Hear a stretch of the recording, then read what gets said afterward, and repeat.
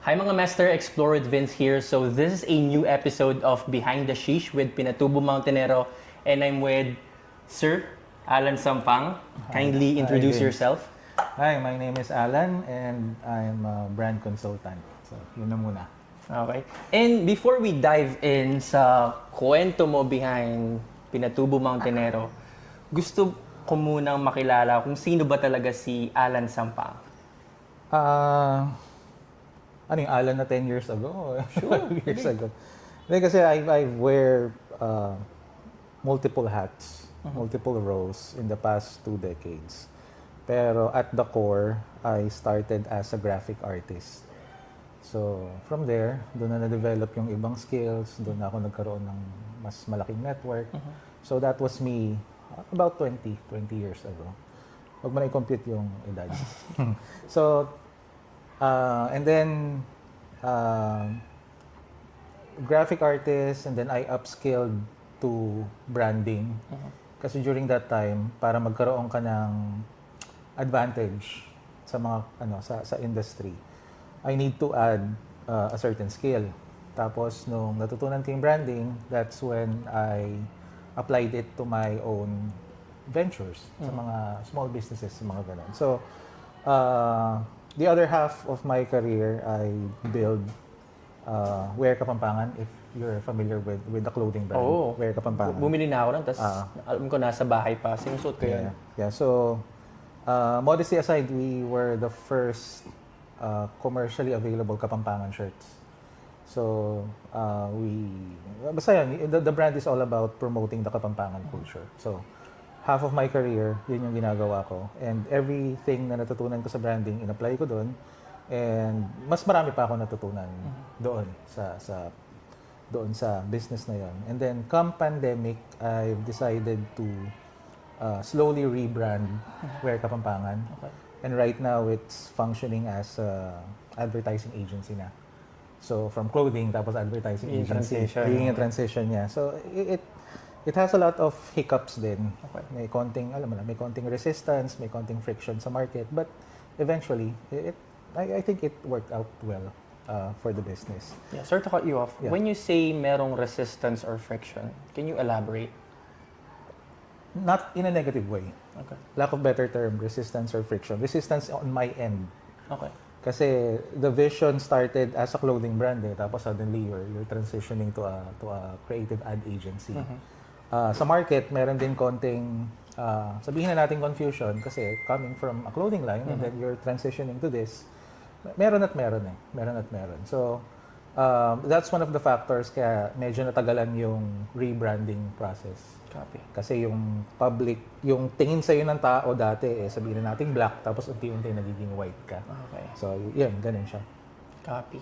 Ayun. So, yun si Brother Alan Sampang. So, paano nag-start yung interaction mo with Pinatubo Mountainero? If my memory serves me right, nag-message lang si Barry asking for a shirt collaboration Okay. Yun lang talaga And yung approach niya pa sa akin noon, I'm not really sure kung ang kailangan niya is merchandise for Pinatubo Mountainero. Kasi nung nag-uusap kami, may mga na-brought up siyang ibang quote-unquote issues doon sa... By the way, that's not a negative term. That's all businesses have issues, internal issues na kailangang ayusin. So I think he needed some help in some other aspects of his business. Okay. Pero in general, yun lang. Gusto niya lang ng merchandise and somehow mapalitan yung logo ng Pinatubo Mountainero. That was our first, that was his first approach. That's sa way akin. back, anong year? 4 years ago. 2020, 2024. I think. 2024. And before So we that's 2 dive years in, ago. gusto ko lang malaman yung personal thought mo doon. Like, ano yung first impression mo kay Barry or sa Pinatubo Mountainero? Just a typical tour agency. So yun ang ano ko noon. Medyo ano pa ako noon medyo konti pa yung understanding ko dun sa brand. So nung nalaman kong Pinatubo Mountainero, ang nasa isip ko nga as in Pinatubo tours lang Okay. So yun lang. And then later on ko na nalaman yung ganun pala ka-diversified yung products nila in terms of tours. So, yun lang. To Barry ba? O an impression kay Barry? Impression Kay Barry, wala naman siya eh. Pwede naman natin siya pag-usapan eh. No? Somehow, kasi there are different types of entrepreneurs eh. Okay. If you will allow me to to be open about it. Go ahead. There are entrepreneurs na ang dating is CEO kagad. Okay. So the type na parang corporate, very very ganon, di ba? Tama. And there are entrepreneurs na sabihin na nating bootstrap entrepreneurs na from the scratch. So alam mo yun, yung walang mayamang pamilya, alam mo yan, walang minanang negosyo, Talagang from the scratch. from the scratch. Okay. So I was able to relate with him doon sa factor na he seems like a bootstrap entrepreneur na ginawa niya everything from scratch. From scratch. And he's trying to figure out. He knows that he doesn't know everything. Tama. Okay. So he's trying to figure out how to, paano ba pa-plansyahin yung issue na to, ano ba yung paano susolusyonan. So somehow personally nagkaroon ako ng resonance doon sa ganong klaseng attitude niya. And that's why I became comfortable doon sa pakikipag-deal sa kanya. Copy. And punta naman tayo sa current role mo with Pinatubo Mountainero. But before that, tell me the transition. So, paano nag-start lahat? Okay. In particularly in my career, I always start with a discovery meeting or discovery call. So, hindi ako nakokontento dun sa tawag lang kung ano yung request sa'yo, yun na yung gagawin mo. Okay. Kasi if I am a typical brand specialist, kung pinagawan niya ako ng merchandise, dapat yun na lang sana ang ginawa ko. Pero I requested na if you want, you can talk about it. Kasi may reason kaya ako ginagawa yon. I want to understand the root cause of the problem that I'm trying to solve. Okay. Kasi The underlying issue. the underlying issue. Okay. Kasi madaling gumawa ng shirt, madaling gumawa ng merchandise, madaling gumawa ng logo. Pero bakit? Tama. Bakit natin gagawin 'yon? So doon ko na unawaan yung problem. By the way, sometimes most business owners hindi talaga nila alam yung problema. Okay. Hindi sila aware. Hindi sila aware. Okay. Ang nakikita lang nila yung outcome, Tama. yung resulta, yung effect ng problema. And sometimes they need someone to talk to give them a different perspective. Tama. Para makita nila yung underlying issue. So that's what happened on our first meeting. So sabi ko, I don't think na kailangan mo yung merchandise. I don't think na kailangan mo yung new logo. Kailangan mo system. Okay. Kailangan mo yung structure behind it. So, ayun. So, he agreed. And then, nagkaano pa yun nagka-aberya pa Parang I was about to start with him working. I was about to start working his system out. Kaso, nung time na yon, I think that was 2024, nagkabagyo yata ng malakas. Okay. So, nasira yung mga trails. So, definitely, yung operations, Na-stop. na-stop siya. Okay. Na-stop o nag-pause o gano'n. And after the operations, you need to, alam mo na, kailangan mo pang i-restore lahat ng after nung bagyo, kailangan mo i-restore yung trail, kailangan mo i-restore yung mga infrastructure. Kailangan ayusin. So, business-wise, it will not be practical for me to jump in. Tama. Kasi hindi yun yung priority. Tuloy ko na ba? Kasi this partnership is about almost 2 years in the making, kung hindi ako nagkakamali. Or over a year. After a year, nilapitan niya ako ulit nung ready na, nung naayos ng infrastructure. Okay. Fast forward na. Fast forward 2025. Ibang problema. Okay. Ibang problema Ay, naman. nag-evolve na yung problem or... Well, sabihin na natin pag nagnegosyo ka, hindi naman dumadali ang problema eh. Okay. So it's more complex Okay. So, than the sinabi first niya one. yung ibang pain points naman. Sinabi niya naman yung ibang pain points. So, okay. So, kung ito yung kailangan mo, then we need a different approach. Hindi yung napag-usapan natin a year ago. Tama. So, we need something new. So, that's how I started. Yun yung ano niya. It's, again, it's, most of my partnerships, hindi sila instant eh. Kasi ayoko rin nung oo na lang ako bigla dun sa project. Tama. Hindi ko naman masosolve yung problema na supposedly tutulungan ko sila. So, ayun. So, ang ganda nun, no? So, brother, you go the extra mile. So, you're really looking at the underlying issue or the pain point. Kasi, typically, sabihan kita, gawan mo ako ng logo, gawan mo ako ng shirt or merchandise. Yun ang gagawin. Pero you really care for your client and you really want them to be successful. Di ba? So, tinitingnan mo talaga yung issue and then paano yung magiging outcome. Yeah. Alright? So, I agree na... Pakialamero ako eh. Hindi, joke. Parang in a nice way. Parang in a nice way. You're really looking into the process. Di ba? Okay. So, I want to learn more. Like, ano yung mga pain points? Can you cite some important pain points na na-discover mo sa Pinatubo Mountainero, how you fix those pain points or issues, and ano na si Pinatubo Mountainero ngayon? Okay. I think yung part na ano na si Pinatubo Mountainero ngayon, it's more on siya yung makakasagot eh. Pero I can give my 2 cents kung ano na siya ngayon. Pero kung pwedeng unahin kung sagutin yung huling tanong na yon, it's still work in progress. Okay. Kasi we're dealing with, again, for lack of better term, issues na hindi siya ganun kadaling resolbahin. So it's challenging, pero on a regular basis, nagkakaroon ng successes si Pinatubo Mountainero para malabanan yung issues na yan. Okay. So, yung pain point niya nun is yung reputation, not only ng Pinatubo Mountainero, but yung reputation ng community, ng IP community sa public.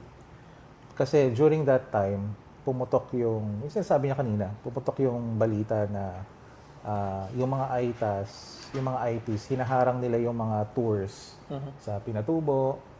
And alam mo naman, pag nagkaroon ng ganyang balita, by default, ang iisipin ng public, the IPs are oppressed. Nagugulangan sila. Nagugulangan sila.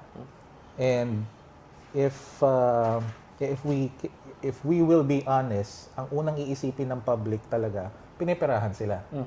And tapos dumating sa point na na-realize nila, piniperahan lang kami. Tapos biglang mag-aalsa sila, titigil sila. So, that's I think by default, ganun ang iisipin ng public. Yun yung yun yung challenge natin sa social media.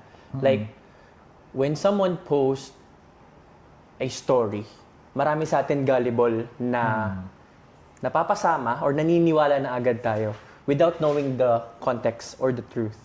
Di ba? Saka hindi mo rin sila I mean, yung public, hindi mo rin sila masisi. Kasi for the longest time, marginalized talaga ang mga IPs eh. For the longest time, parang laging nasa...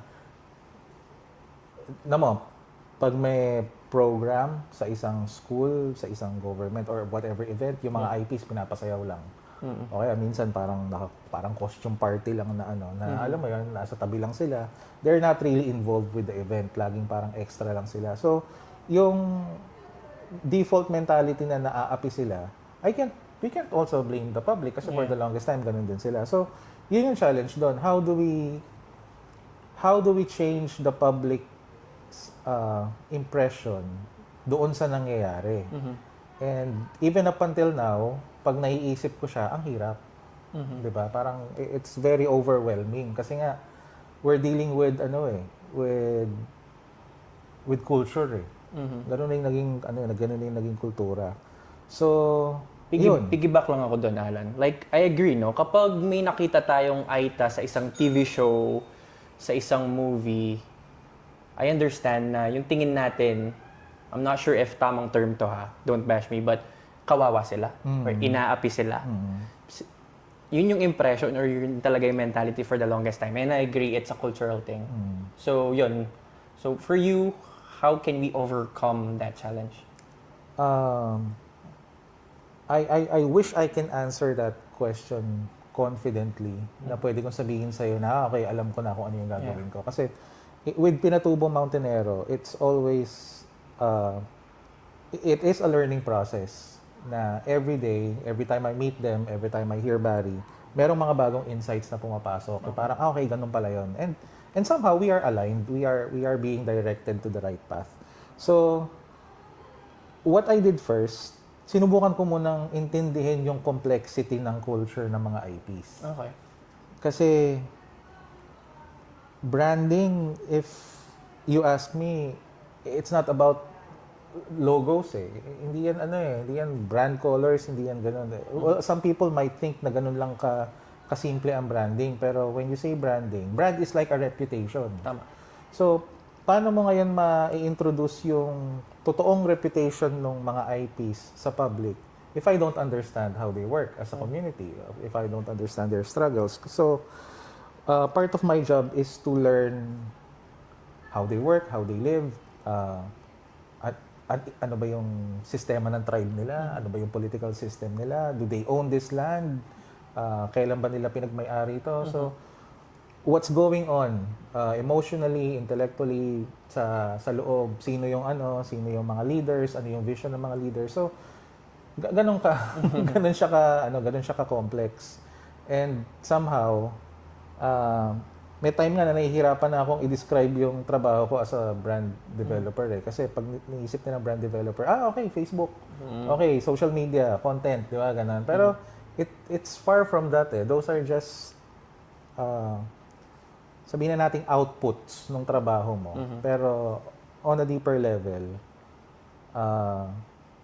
talagang ini-scrutinize mo yung detalye ng community nila para matutunan mo paano ko ngayon i-represent yung reputation ng mga IPs sa public. Na hindi mo pinupush, na hindi mo sila ine-educate kasi ang public, I might be going around, pero alam mo naman ang public, pag pinush natin yung isang agenda, hindi naman sila makikinig eh. If you become, hindi lahat, di ba? If you become too preachy, isipin naman nila, baka defensive ka. Yung may mga ganong mentality na kailangan nating balansehin and i-consider. So, there. Did I answer your question? Yeah, you answered my question. So, what's your impact sa Pinatubo Mountainero? And if I'm kunwari, nag-walk-in ako dito, Alan, and then nag-book ako ng tours, mafe-feel ko ba yung impact na yun?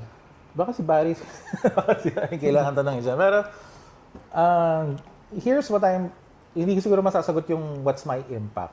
Okay. Pero ang kaya kong sagutin,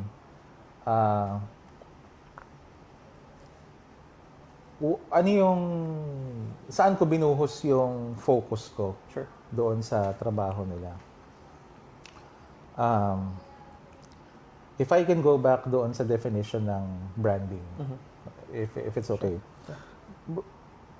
Branding is not a logo, it's not a name, it's not whatever. Isipin ng ibang tao, pag sinabi mong brand, dapat tenured na, dapat dapat established na. Okay, yun yung iisip nila. Pero ang brand kasi is as simple as a reputation na unang tingin pa lang nila sa'yo, kahit ikaw, unang tingin mo pa lang sa brand, meron ka ng prejudice, for lack of better term.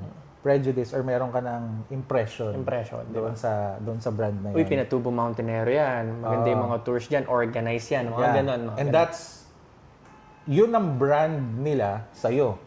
Pero all of us will have different definitions of that brand. Tama. Okay. So, yung reputation na yun, yung unang tingin sa'yo, pwedeng tama, pwedeng mali. Okay? Trabaho ko ngayon na itama or i-direct yung reputation, yung public judgment, kung ano ka talaga. So, if the public public's perception about your brand does not align kung ano talaga yung ino-offer mo at kung ano talaga yung character ni Pinatubo Montenero, then my job is to create a system para mag-align sila. Mag-align. So, dyan papasok yung training. Di ba? Sipin mo brand, pero bakit training? In terms of training, you train their staff, the whole Yeah. team? My first suggestion was to train the guides. Okay. Kasi sila yung frontliners. So, and ito nga sana sa lalong madaling panahon ma-realize ng public na we are not abusing the IPs. Kasi, in the first place, sila yung frontliners. They're the foundation of the business. They're the foundation of the community. Kasi, walang ibang pwedeng magbigay ng kwento doon sa lugar kung hindi sila mismo. Kasi it's their story, it's their land. So, I've noticed that the IPs have a lot of stories to tell. Pero they don't have a structure. And they don't have, sabihin na natin, they don't have the skills to tell that story in a clear manner na magiging, sabihin na natin, entertaining or informational sa guest. So, yun yung nilatag ko na training sa kanila. I created a training module based doon sa capacity nila. And we've nag-undergo sila ng dalawang training na, and there will be others na naka-pending in the future. So, ini-standardized yung storytelling, standardized yung how they greet, how they approach, how they manage the guests. So, yun yung yun yung pinaka-main goal para doon sa training nila. Ano pa? Believe na ako sa iyo. Anong role mo again? I'm a brand developer. Brand developer. Yeah, I'm a brand consultant, pero ang trabaho ko, I'm helping businesses develop their brand. Yeah. So you're really going to, like, I'm out of words, pero talagang hindi ko expect na ganun ka-complex yung trabaho mo. And I really admire. Thank you. It just so happened then na I really like the initiative. Ano ko siguro for how many times nakasama mo na sila, yung vision ng mga leaders. It's something that is not only new, pero I don't think anyone has thought of that. So parang sila pa lang, okay, bago to Parang hindi lang siya basta bago. Hindi lahat ng tao may isip yung gantong vision. Kasi we have personally I've lived in the industry where everything na pag sinabi nating business, sometimes nagkakaroon talaga ng mga unfair treatment. Okay? So I don't want to sound controversial, pero aminin natin o hindi, nangyayari talaga yun. Pero in their case, it is really community built. So, Pinatubo Montenero, if you ask me, and I think Barry would agree, hindi siya yung foundation nung tours. Representative lang siya sa public. Ang talagang may-ari, ang nagpapagana, yung mga IPs. Sila. It just so happened na Barry, nandito siya sa labas, and he represents the whole community. So, kaya no matter how complex it is always fulfilling na pag nakita mo na, okay, ito yung magiging resulta ng gagawin natin. So that will give us the push. So after them, yung staff naman. Yung staff naman. So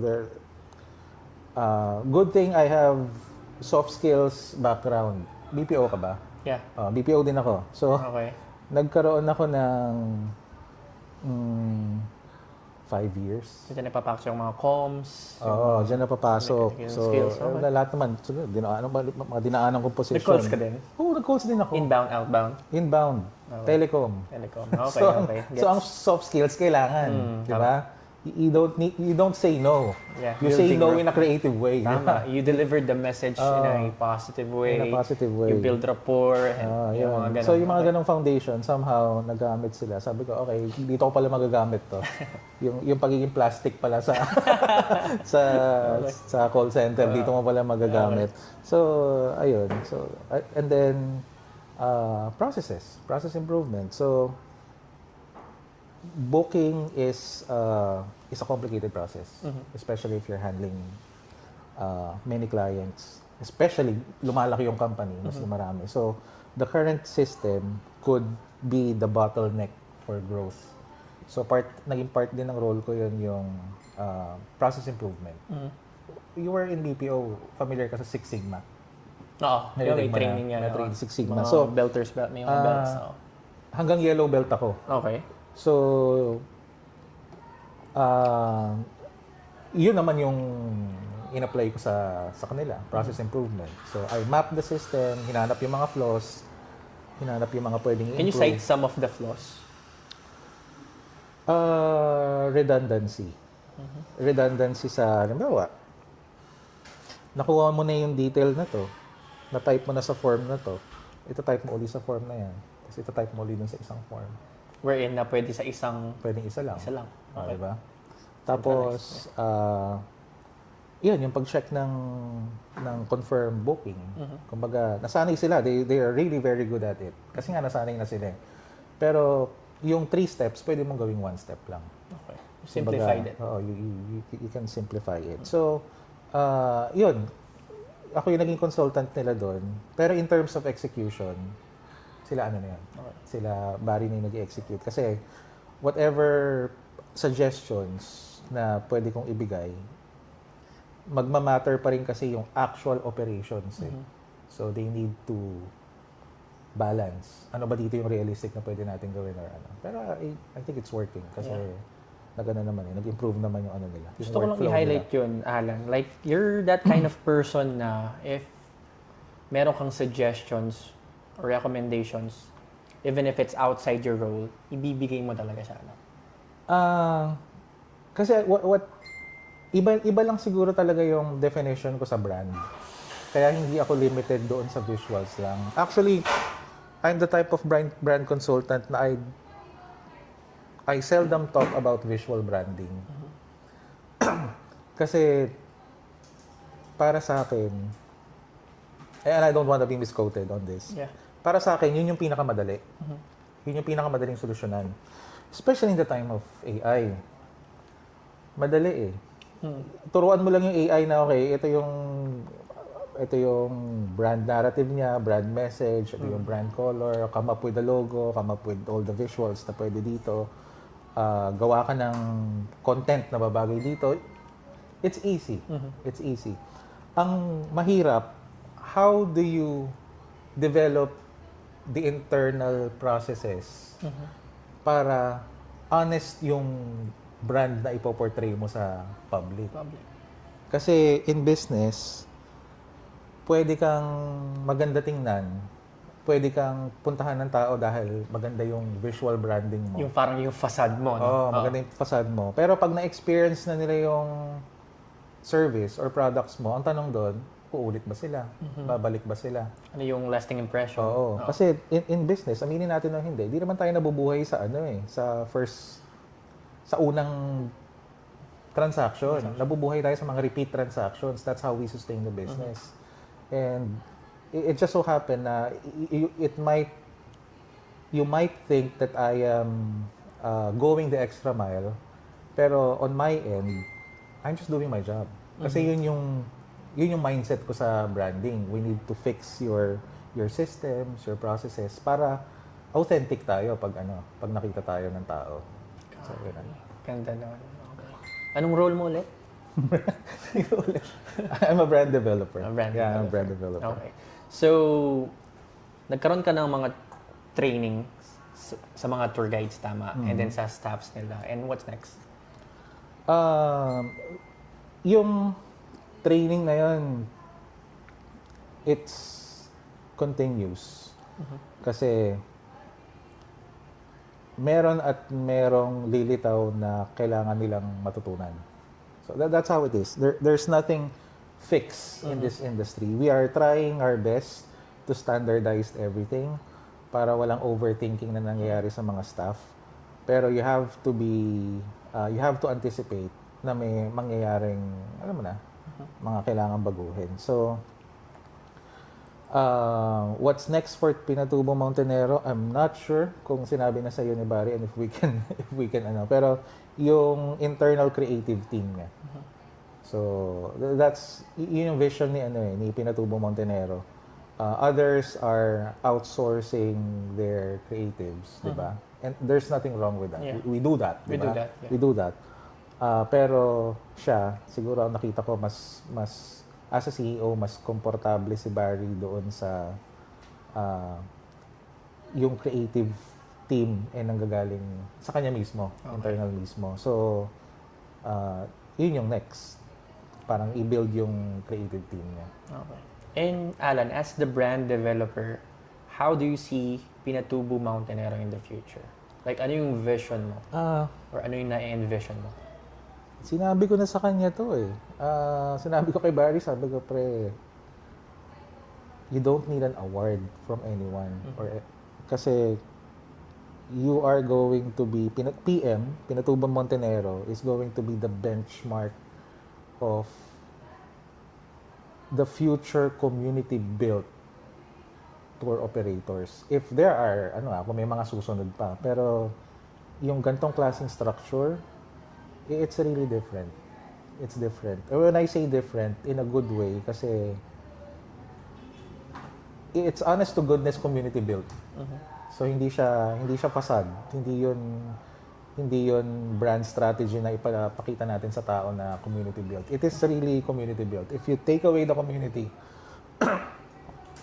wala yung brand. So, there. So, to answer your question, the PM will be the benchmark of Eco Tours. Hopefully. We're working on that na siya yung maging benchmark. Ayun. Ganda nun. So I think we're good. Nasagot na ni Alan lahat ng questions ko. And anong role mo ulit? Brand developer. Brand developer. Okay, so... alright, so this is the end of our podcast. Thank you so much, brother. Pasmado ako. Pasmado. Ang dami kong natutunan sa episode na to. Like, I'm out of words. Pero isa lang yung masasabi ko. Like, Pinatubo Montenero, iba siya talaga. Tama ka. It's different in a positive way kasi it's helping the community and it's helping the IPs. And also tayo, di ba? Ang ganda. Parang nag-unite tayo. And then we get to enjoy the natural resources. Like, nung pumunta ako sa Avatar Gorge, sa Inararo, sa Anaan Falls, like, it's for you to find out. Like, napakaganda. Alright? So, thank you so much. Paalam ka na. So, doon sa mga business owners and founders na kung tingin nyo, you need help in developing your brand, you can contact me. Siguro flash na lang ni Vince somewhere dito yung contact ko. Or you can search for Think Street Smart. Kasi Think Street Smart is my think tank company. So we handle content systems, we handle integrated marketing, and we can schedule a discovery call, discovery meeting so we can, para malaman natin kung ano yung pwede kong itulong sa inyo. Yun. So guys, kung gusto nyo mag-hire ng isang superhero na one-man team, I highly recommend Alan Sampang. So, for more contents, follow, syempre, Pinatubo Montenero and Explore with Vince, and have a great day. Shish! Shish muna tayo in 3, 2, 1, go! Shish! Okay, thank you so much. Tapos di pala naka-record, no?